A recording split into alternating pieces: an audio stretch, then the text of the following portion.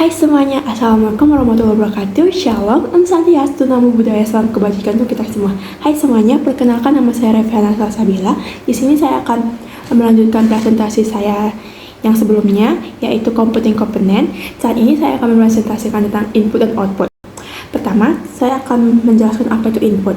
Input adalah instruksi yang dimasukkan ke dalam sistem komputer atau perangkat untuk diproses, dimanipulasi, dan menghasilkan informasi atau hasil yang diinginkan.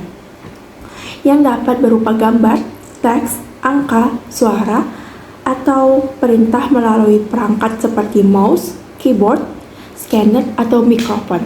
Selanjutnya kita akan masuk ke keyboard.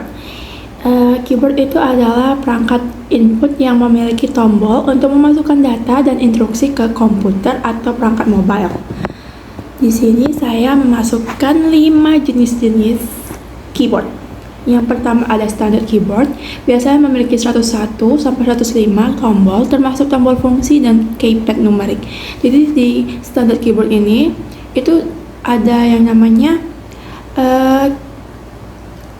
keypad nomor gitu.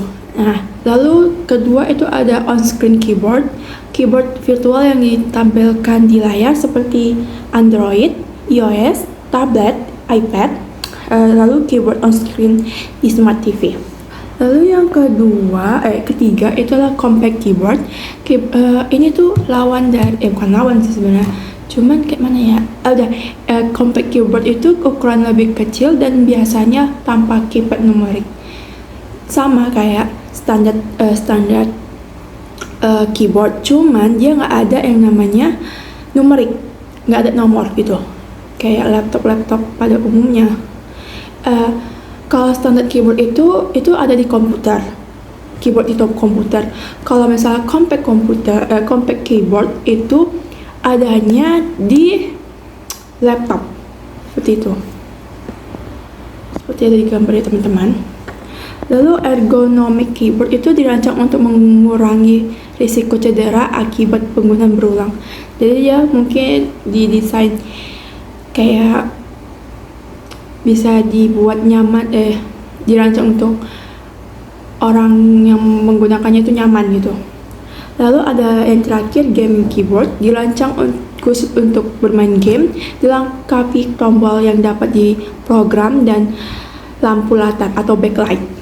Nah, selanjutnya kita akan masuk ke pointing device atau perangkat tunjuk.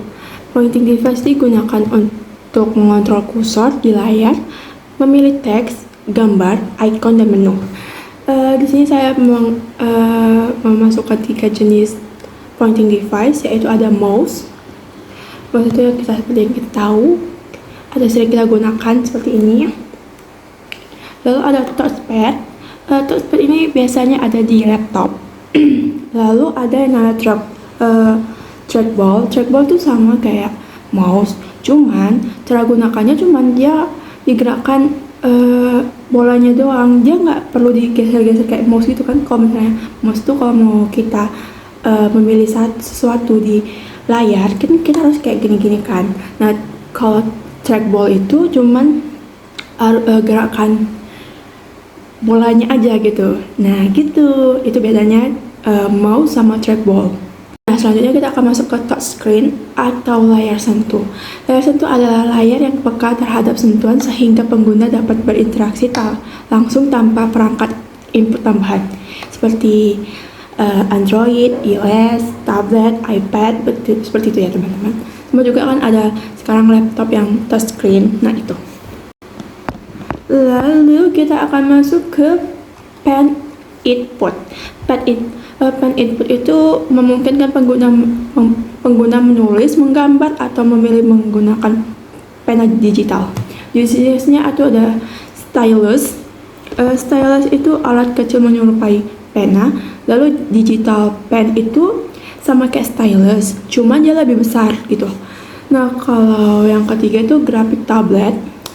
Ini tuh digunakan untuk orang yang mau seseorang desain grafis gitu. Nah, dia pakai itu untuk biar lebih mudah dalam menggambar. Nah, selanjutnya kita akan masuk ke scanner dan perangkat pembaca atau reading device.